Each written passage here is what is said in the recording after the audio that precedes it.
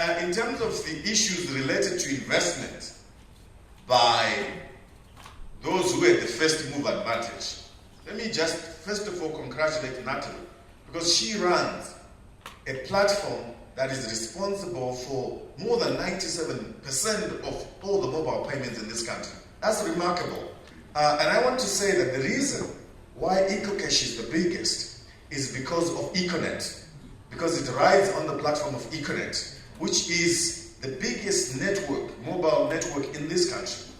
And it is the biggest network in this country because it was licensed by government.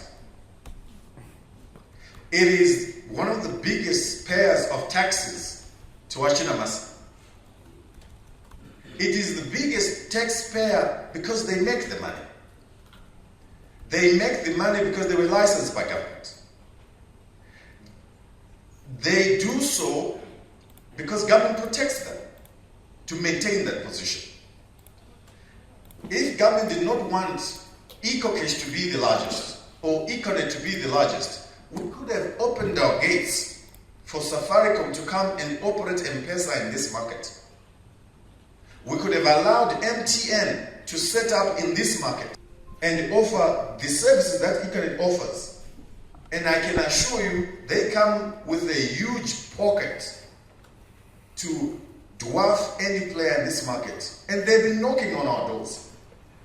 But we have kept them closed because we want to protect them. Now, so it is wrong to assume that you have first move advantage and therefore you must close out other Zimbabweans from benefiting from a system which you have been licensed on, which the government is spending resources defending you, making sure competition does not come and grab your market. So it is important to understand that when you are leading in the market, you also have to be responsible, because you are leading not because you are the smartest, but because the environment we have offered allows you to lead. If we had given this license to somebody else, they probably would be much better or far better than what you are doing. So Zimbabweans have a tendency to think that they are smarter than everybody else, everybody is a fool.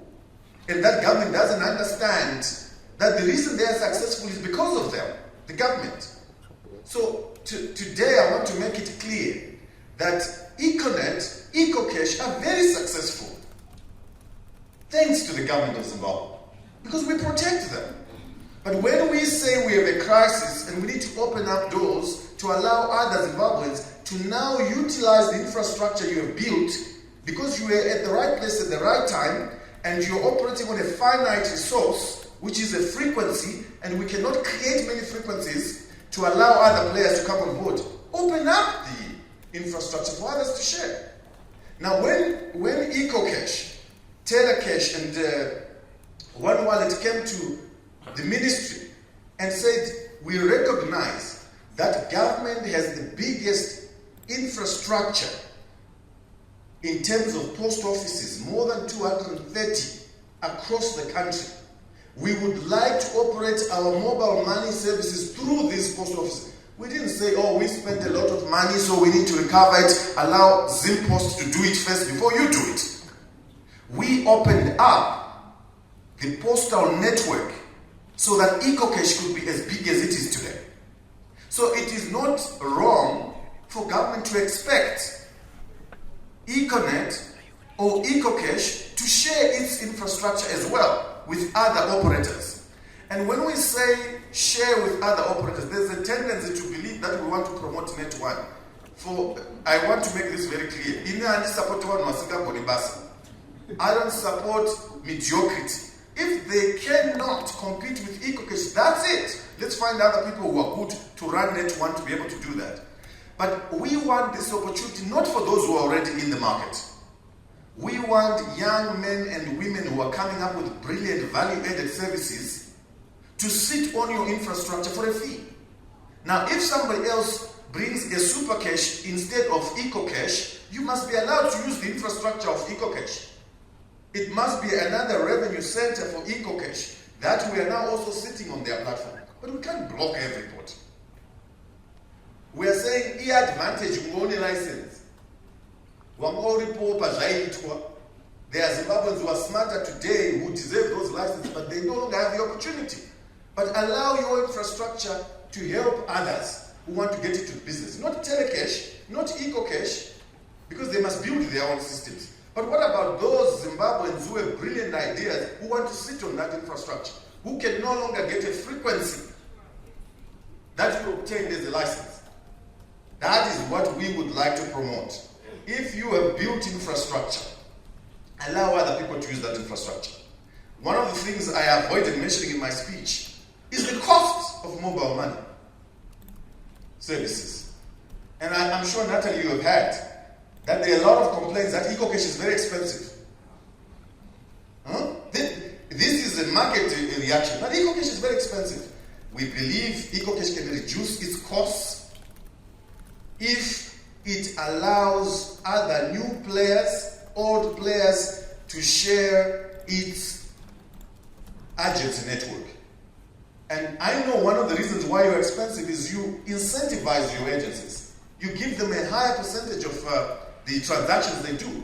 But if they are now being used by 3-4 other players, you are able to reduce your own commissions to them because they are recovering those costs from other players. And therefore, your cost to the consumer is reduced. But we cannot create an impression, and I'm not suggesting that's what you're doing. We cannot create an impression of a monopoly where, because I've built this infrastructure, it's me, I must make money, no banks must come on board, no other networks must come on board, Ndinindega, I'm the only one, I'm the smartest. No, nobody is smarter than anybody. And especially when you are given an opportunity that comes with a license. But if you are creative and you come up with your own software, you need a license, so you can claim to be smart. But if you are given a license by the authority, which license comes within a limited field of license that can be issued, I think it's reasonable for government to expect that there is a share of that infrastructure, and we don't like people to also ride on that infrastructure for free. They must pay for the use of that infrastructure. So when we talk about infrastructure sharing and sharing within the mobile money systems, we're talking more in terms of allowing other players, creating more opportunities for new investors to come on board.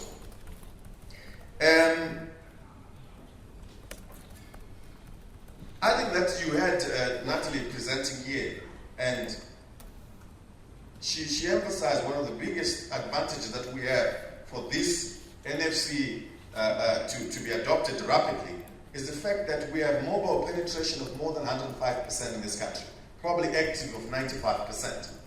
It's a result of government investment and private sector investment. So when a player in this sector goes to Europe to raise money, those statistics have a value in money that you raise. So government has invested in this, so it can't be an individual company that has made this investment. It is all Zimbabweans. Because when I buy this cell phone for $700, that will add a value to your network, not necessarily because I'm using your network, but I'm now a statistic that you can use to raise money.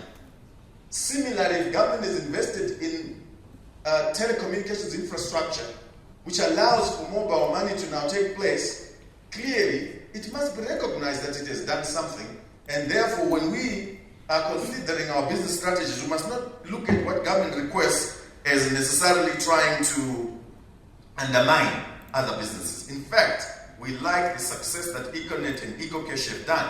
They have put Zimbabwe on the map. Of course, we sing about M-Pesa, but this is a remarkable story.